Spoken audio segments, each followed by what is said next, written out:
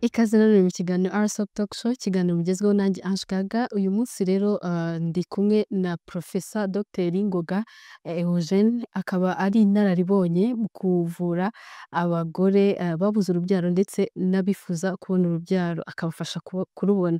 Ikaze mu kiganiro. Murakoze. Yego. Badusobanurira kubona kubura urubyaro bigenda gute?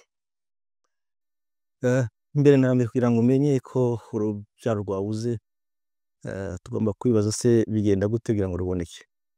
Kugira ngo umuntu ashobore kubyara cyangwa gusama, kuko biratandukanye, mbere yo kubyara urasama. Kugira ngo ushobore gusama ni uko umugabo aba afite umugore, cyangwa umugabo agahura n'umugore.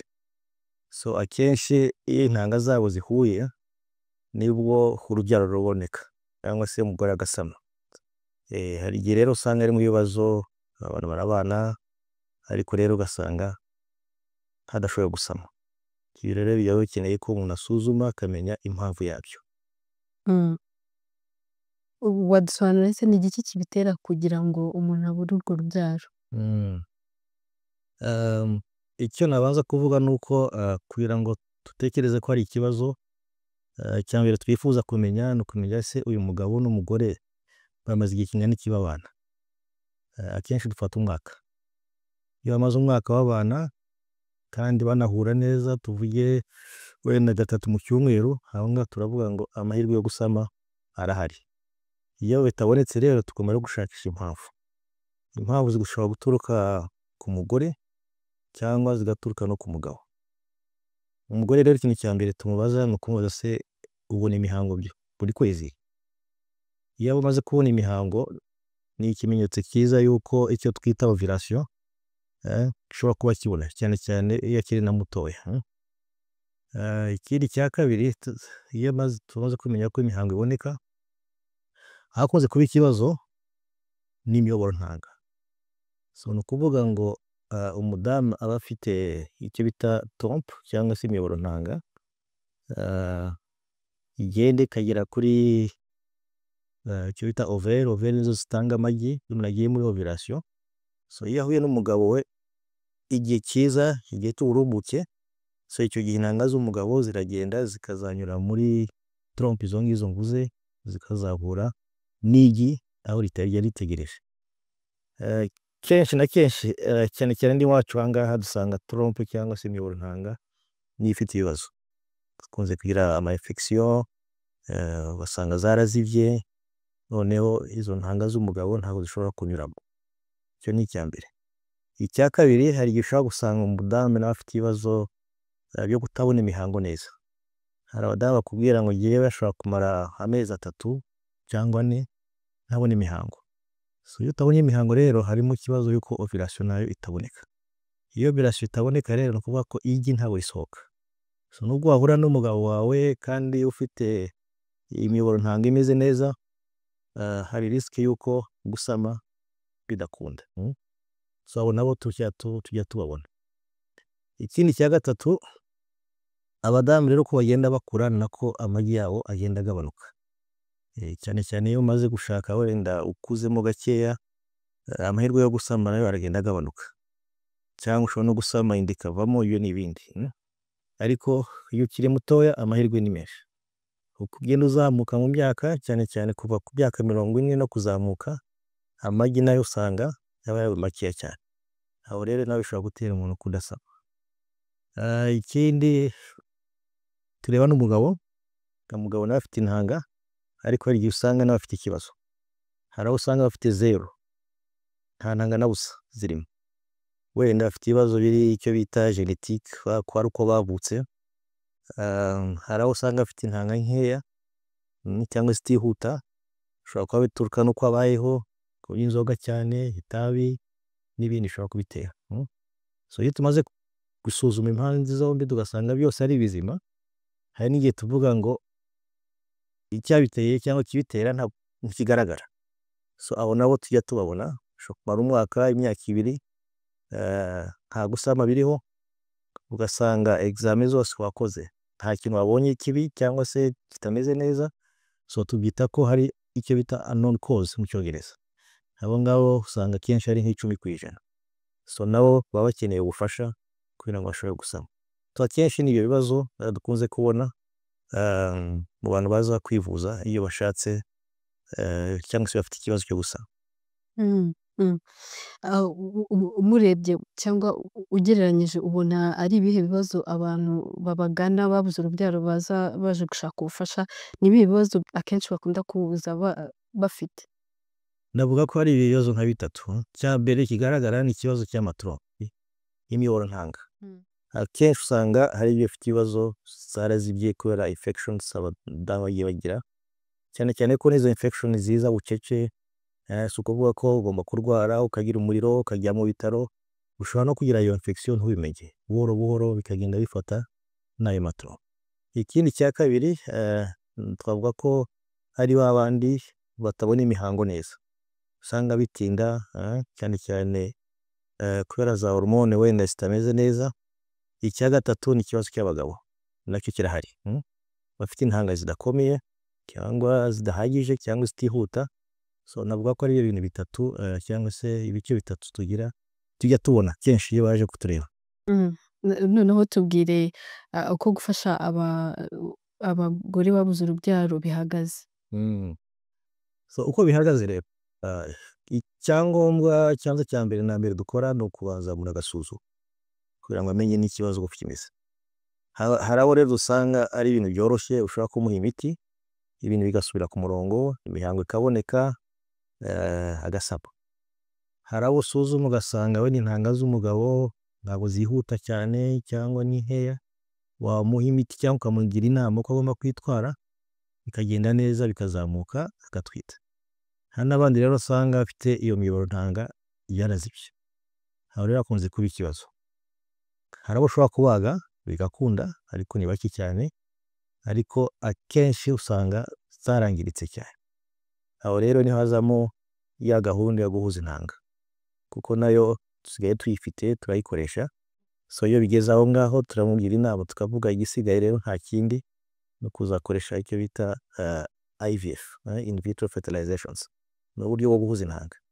Ariko hari ibintu byinshi dushobora gukemura mbere kugira ngo turebe niba umuntu ashobora gusama bitagiye muri iyo gahunda yo guhuza intanga. Ugereranyije n'igiki gituma umuntu ashobora kubura urubyaro urebye nyine mu Rwanda gusa, turebe mu Rwanda gusa? Mu Rwanda hano ni kimwe n'ahandi, ariko iyo navugaga ari byo no mu Rwanda niyo tubona twe. So abarwayi baje kutureba kwivuza, iyo byiciro bitatu navuze nibyo dukunze kubona twebwe hano mu Rwanda. Tukuvuga ngo abantu bafite ibibazo by'amatrompe nibo benshi, hagakurikiraho abangaba, hagakurikiraho abangaba batabona imihango neza, cyane cyane bita za PCOS, n'abagabo n'abafite ibibazo. Ngira ngo mu Rwanda ntabwo turatangira kubona abantu bakuze cyane, baza wenda abantu bashaka bakuze cyane ntabwo baba benshi cyane nk'ahandi wenda i Burayi n'ahandi, ariko batangiye kuboneka. Usanga wenda kubera impamvu zitandukanye umuntu agashaka akuze, so nabo ni abantu usanga bafite ibibazo nk'ibi ngibi, ariko cyane cyane ni abo ngabo imiyoboro ntanga kuziba, hanyuma hakazamo kutabona imihango neza, hakazamo n'ikibazo cy'abagabo. Wadusobanurira noneho n'akamaro ki noneho ku by'amarangamutima kuri nyine abantu baza mukabakansaringa wenda babuze urubyaro, mubafasha gute muri icyo gihe? Ngira ngo icyo ni ikibazo gikomeye cyane, kuko ngira ngo mwese murabizi iyo abantu bakoze ubukwe ikintu cya mbere bifuza ni umwana. Iyo bamaze amezi make batarabona umwana hazamo ibibazo byinshi cyane. Hari ikibazo cyo kuvuga ngo kubera iki bitaraza. Hari n'abajya baza kwivuza uwo mwaka navuze utaragera, hamaze amezi 4 n'umugabo gusama byanze, akaza kuvuga ngo ndashaka kumenya impamvu yabyo. So aho rero tumugira inama tukamukansorinda, tukambwira mu bisanzwe ugomba gutegereza wenda umwaka ukabona neza n'umugabo wawe, mukomeze honeymoon yanyu, hanyuma bizaza, kuko bigaragara yuko aho ushakiye gusama ntabwo ari igihe bizira, so bishobora gutinda, ariko dukurikiza imibare ubushakashatsi abenshi nyuma y'umwaka barasama. So hari ababyumva bagasubirayo bakongera bagakomeza bakanasama bakazagaruka tubakurikirana kugeza igihe umwana azavukira. Hari n'abandi bamara uwo mwaka bitarakunda, so baragaruka. Iyo bagarutse icyo gihe dukora za investigation zose navuze kugira ngo turebe ikibitera, noneho tuzamenye n'ukuntu twabavura. Counseling ni ngombwa kwibaha kuko ibintu byo gusama cyangwa kubyara ni ibintu abantu bagaciro cyane muri sosiyete yacu. Ndanavuga yuko ikintu cya mbere abantu bamaze gukora ubukwe usanga iyo bamaze amezi makeya batarasama abatangiye guhangayika, kaza kwa muganga akavuga agiye mfite ikibazo mumfashe ndebe impamvu. Abo ngabo turabaganiriza tukababwira ko twebe tureba umwaka, cyane cyane iyo mubanye n'umugabo wawe muri kumwe buri gihe. So aho rero ndushobora kwibaza ko ari ikibazo. So hari ababyumva bakagenda wenda badasama, hari n'abandi bashobora kumara uwo mwaka bitaraza, icyo gihe baraza tubakorera ama investigation yose akenewe tukareba ikibazo gihari. Ikindi cya kabiri ni uko ngira ngo muri sosiyete yacu kubona umwana ni ikintu gikomeye cyane. Hari n'igihe rero abantu bagira stress zituruka ku muryango, ku nshuti n'abandi, bakibaza se uriya mushuti wacu ko ntakigenda, cyangwa umukobwa wacu ko tubona. Hari n'abatangira no kwiyinjira mu buryo mubanye, umugore abana n'umugabo. Ibyo rero bitera ibibazo byinshi cyane, bishobora no gutera stress ku buryo no gusama bigorana. So akenshi turabakansoringa tukabigisha tukababwira ibintu byose byagutera gutekereza cyane ugomba kubigabanya. Hari igihe bikunda, kenshi binakunda, ariko iyo ari impamvu yindi itari iyo ngiyo nka bino navugaga by'amatrompe tuba zarazibye cyangwa se ikibazo cy'umugabo, aho rero hagomba kuba intervention ya muganga, imiti cyangwa kubagwa cyangwa tugakora bya bindi byo guhuza intanga, ariko counseling yo ni ngombwa. Watubwira noneho ni iyihe ntego yawe mu gufasha abagore cyangwa abakobwa babuze urubyaro noneho hifashishijwe ikoranabuhanga? Intego nugira ngo bagere ku cyo bifuza, icyo bifuza ni gusama. So kandi ikindi bagomba no kumenya nuko nubwo twakoresha bwa buryo gutera intanga ntabwo ari garanti 100%. So tuba tugerageza gukora ibitashoboye gukorwa neza cyangwa mu buryo busanzwe. Ariko ko tekinoloji igenda itera imbere, so abenshi barasama, kandi intego ndi iyo ngiyo yo kubafasha kugira ngo babone umuryango, babone umwana bishime. Kuko iyo umaze igihe ugasanga nta mwana uhari, abenshi bagenda bagira n'ibibazo byo kwita nka depression, ugasanga batakiri babandi. Umuntu akibaza asanga ubuzima ntacyo bumaze. So bimwe turacyabifite muri society y'Abanyarwanda. So icyo gihe rero tugomba gukora ibishoboka byose kugira ngo tubafashe bashobore kuba babona nibura umwana umwe cyangwa abo bifuza. Niyo ntego yacu iyo tugiye kuvura abantu nk'abariya. Ikindi kizima ni uko amakuru dufite ni uko iyo bikunze akenshi usanga umuryango wongera gusubira ukaba muzima, ariko iyo bitameze neza usanga abantu bashwana batavugana neza, ugasanga mu muryango nta munezero urimo, haba harimo ibibazo byinshi cyane. Twebwe rero akazi kacu ni kugira ngo tubafashe bagere ku ntego yabo, umuryango ukomere kandi bagire n'umuryango mwiza. Ikibazo cyo kumenya amakuru cyangwa gusobanukirwa biracyari gakeya cyane, ntabwo abantu benshi baramenya amakuru. Mubigenza gute kugira ngo noneho murusheho gutuma abanyarwanda bamenya ibijyanye n'ubu buvuzi bwo kubura urubyaro? Bose navuga ko batafite amakuru cyane, ngira ngo nuko abantu baba badashaka kuvuga ayo makuru, kuko ni ibintu kenshi nacyo birangana bafata badashaka kugaragaza. Ushobora no kuvuga example cyangwa se igero, nuko iyo umuntu tumushize kuri gahunda yo guhuza intanga ashobora kutababwira mwebwe mukorana, agakora uko ashoboye kugira ngo abone umwanya wo kuza kuyiteza inshinge, kugira ibi n'ibi, ariko agasubira mu kazi ntagire umuntu n'umwe ubimenya. So haracyarimo ako kantu ko kuvuga ngo iki kibazo cyanjye sinshaka ko hagira abantu bakimenya. So ariko iyo tubonye abantu baza gusaba ubufasha, aho rero nashobora kuvuga ko amakuru barayafite. Ndibaza ko abantu bagenda baganira hagati yabo bakamenya. Uburyo guhuza intanga bumaze hafi imyaka, navuga ko ari imyaka 8 mu Rwanda. Ubwa mbere twatangiye ari muri 2014 nibwo iyo possibility yo gukora IVF yatangiye hano mu Rwanda. So urumva ko atari imyaka myinshi cyane, ariko wareba abantu baza kwivuza ni benshi cyane, ku buryo tubaza ko ari ikibazo gikomeye, wenda nuko abantu batakijyamo cyane ariko kirahari. So ariko sinavuga ko hari abatabizi. Rero tugomba rero kuganira nabo, tukaganira, ugakora kajya kwigisha. Igihe cyose tubonye umwanya opportunity yo kubikora, akajya kuri radio agasobanura, ushobora kujya kuri televiziyo ugasobanura, ushobora kujya no mu bitaro abantu bagasobanura, abantu baza. Ntihazabura umuntu uza kubwira mugenzi we cyangwa kumva ikibazo mugenzi we cyangwa inshuti cyangwa umuvandimwe afite, ku buryo yamuha amakuru. Biracyari hasi, si cyane ariko biracyari hasi, ariko tuzakomeza kwigisha abantu. Tugereranyirize mbere ama cases mwagendaga mubona, noneho natubwire n'ubu ngubu uko bimeze. Mbere yuko ubushobozi bwo guhuza intanga tutarabona hano mu Rwanda, byari bikomeye cyane kuko twavuraga abantu, ariko byagera kuri abandi bazakenera guhuzwa intanga tukabwira ko nta bushobozi dufite.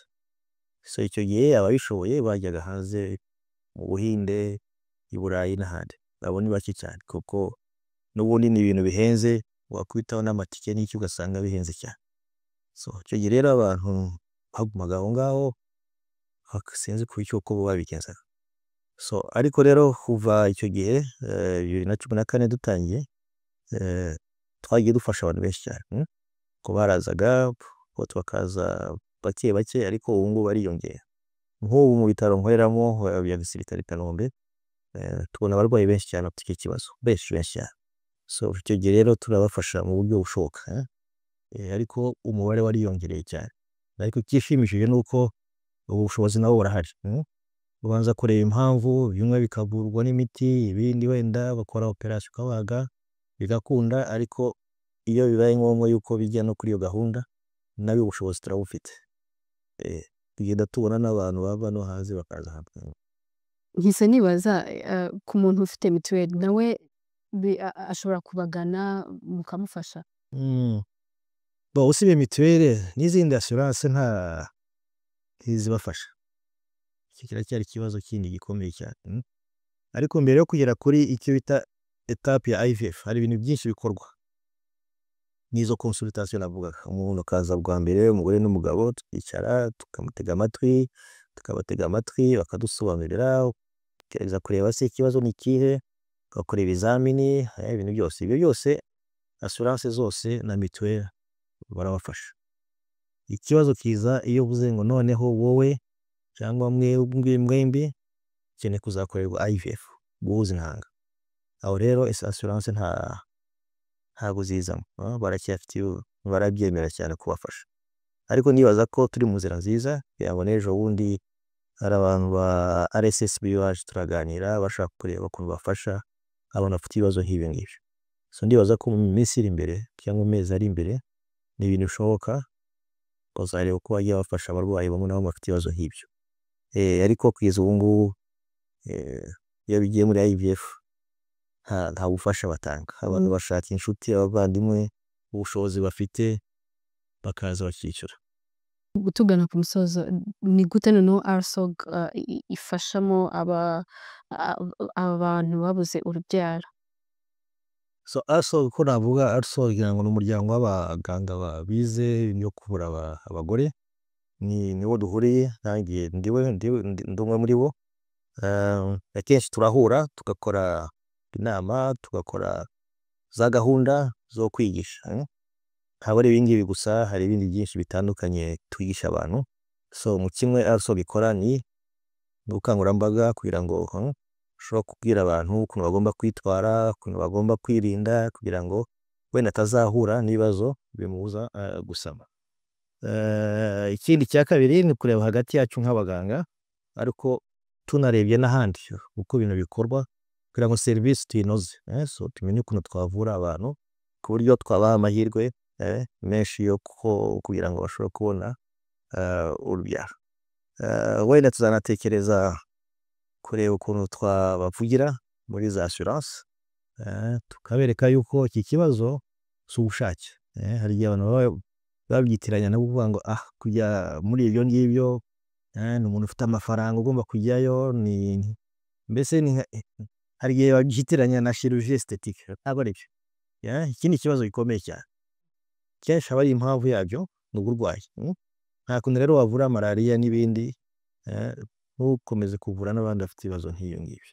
Bakaba bafite n'ibindi bibazo wenda bitanagaragara twakwita ko ari psychologique, kubera icyo kibazo gihari bikagera rero mu bibazo byo gutekereza cyane, kandi wipimye neza urasanga uyu muntu ashobora kudatanga umusaruro mu kazi kubera ibibazo nk'ibi afite.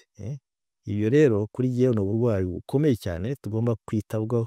Tuzagerageza uko dushoboye kugira ngo tuvugane na assurance, tubavugiranire, hanyuma turebe niba hari icyo babafasha. Wenda umunsi RSOG izagira ubundi bushobozi burenze, tuzareba uko dufasha bamwe badafite ubushobozi namba kuko nabo barahari. Icyo gihe tuzareba hagati yacyo. Ikindi kibazo, hari abantu batekereza ko kubura urubyaro baba baramuroze akajya gushaka ba baganga bo ku ruhande ba gakondo, cyangwa agatekereza ko ari izindi ndwara akijyana kuri farumasi akagura imiti, mu by'ukuri atagannye abaganga babishinzwe. Ni igiki wababwira nk'abo bantu? Icyo nababwira ni uko babireka kuko ntacyo bihindura, ahubwo birabatinza mu buvuzi bagomba kubona. Ngira ngo rero bijyanye sinzi uko nabyita, kuva kera ngira ngo abantu bagiye batekereza gutyo, ngira ngo kugeza ubu ngubu bamwe bigenda bibafatirana gutyo. Nta n'umuntu ukubwira, ukamureba ukavuga madamu ndagusuzumye mbonye ufite ikibyimba tuvuge cyitwa miyombo, ugomba kubagwa. So njyewe nka muganga nzi ko nta bundi buvuzi bwakora mu miyombo muri matrice, akakubwira ngo ibishoboka, ngiye kureba n'aba cyangwa ngiye mu masengesho akomeye ariko nzagaruka uzasanga ikibyimba cyaragiye. Ndavuga nanjye nibyo nifuza, ubigezeho ntacyo bitwara, nyuma y'imyaka 2 akazagaruka, tukamusuzuma tukavuga cya kibyimba kiracyahari, so tubigenze dute? Ikibyimba ntikizamwica nta kibazo, ariko rero kigomba kuvamo biramutera ibibazo. So iyo maze igihe cyose agerageza hirya no hino, ariko banza kumubwira yuko ibyo bintu ntabwo bikora. Ibintu ni ibintu biri psychologique, cyangwa se nuko wenda kera nuko abantu babigenzaga kubera ubuvuzi buke wari buhari, ugasanga abantu bagiye mu abaganga babandi bita traditionnel, cyangwa akagiye gufata ibyatsi iyo ngiyo. So hari ababyemera, ariko twebwe nk'abaganga ntabwo tujya tubijyamo ngo tubabwire ngo turabishyigikiye. N'abashaka guhunga ibibazo bafite hakumva ko hariya niho byakemuka, ariko amaherezo baragenda bakagaruka, ntabwo bikora. Ikibazo cya nyuma tugana ku musozo, nifuza kumenya ni iki noneho wabwira abantu duteze amatwi ndetse bari no kutureba, bifuza kubona urubyaro ariko nanone barubuze. Unatubwire, unagire n'icyo ubwira abanyeshuri bifuza kwiga noneho uyu mwuga. Icyo nabwira mbere na mbere abafite ikibazo nk'iki ngiki, ni mu gihe bafite ikibazo cyane cyane ko twanasobanura ibyo ari byo, igihe bishobora kumara. Cya mbere no kujya kureba abaganga, barahari mu gihugu cyose, si ukuvuga ko bagomba kuza Kanombe, cyangwa se bashobora no gutangira hafi aho ngaho tuvuge muri za district cyangwa hehe, umuganga akamureba akamusuzuma, hari ibizamini ashobora gusaba, hari ashobora kumucisha mu cyuma, hari inama ashobora kumugirira. So ibyo birashoboka atabanje no kuza. So iyo bikomeye rero cyangwa se amaze kubona ikibazo cyangwa batabyumva neza, abo baganga bazabafasha kubageza ku rundi rwego, kandi bijya bikorwa turabizi, za transfert ziraza tukababona, ariko mbere na mbere ni ukubabwira yuko ari byiza kujya kureba muganga, kuko ibyo bibazo bishobora gukemuka. Chance zo kubona umwana zirahari, dufite ubushobozi, dufite ibikoresho, dufite ubumenyi, nta mpamvu yo kuvuga ngo nta cyakorwa ngo ngumye mu rugo, ntabwo ari byo. Icyo ni icya mbere. Ikindi cya kabiri nagira ngo mbwire cyane cyane umugabo n'umugore bagomba kumva ko ikibazo ari icyabo bombi, apana umwe gukeka ngo uyu mudamu wanjye niwe ufite ibibazo, cyangwa umudamu w'uwo mugabo, cyangwa abadamu nabo bakunda kwivuza cyane akumva haje wenyine buhoro buhoro yihisha, cyangwa bagomba gufatanya. Iyo abantu bashize hamwe birihuta kandi bigenda neza. Ikindi nabwira abanyeshuri cyangwa abantu bashaka kwiga uyu mwuga, si umwuga wacu gusa wonyine, cyangwa se gufasha abadamu nk'abo navugaga, kuba umuganga ni byiza. Ubu ngubu muri iki gihe dusigaye tubona abajene baba bashaka amafaranga vuba kurusha gutanga akazi, ariko n'umuganga ntabwo ari umukene. Icya mbere ni ukuvuga ngo ngiye gukora akazi nkunda, icya kabiri ngiye gufasha abantu, kuko akazi kacu karatandukanye n'indi mirimo. Ushobora kuba afite akandi kazi gafite akamaro, ariko iyo ugiye kuvura umuntu nkawe, ukamushyira hariya ukamubaga akabyuka, ni akazi gakomeye cyane. Ni ukuvuga ko nta wundi ushobora kubikora, ubuzima bw'umuntu buri mu biganza byawe.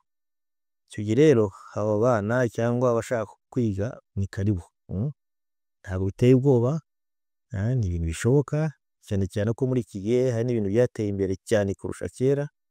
Kwiga biroroshye, ushobora gusoma, hari tekinoloji zindi ushobora kwigiraho, ibyo byose birahari. Bazaze rero bazasanga duhari, tubafashe, tubigishe, nabo bakomereza aho ngaho, none bafashe n'abaturage bandi mu bintu byinshi wenda ibibazo bafite, harimo n'ibingibi byo kudasama. Reka tubashimiye cyane ko mwitabiriye kino kiganiro. Turabashimiye natwe, murakoze cyane. Reka tubashimiye mwese mwakomeje gukurikira kino kiganiro RSO Talk Show, ikiganiro mugezweho nanjye Ange Gaga Amahoro. Reka mbashimire cyane, ariko mbabwire ngo tuzasubire ubutaha, mugire amahoro.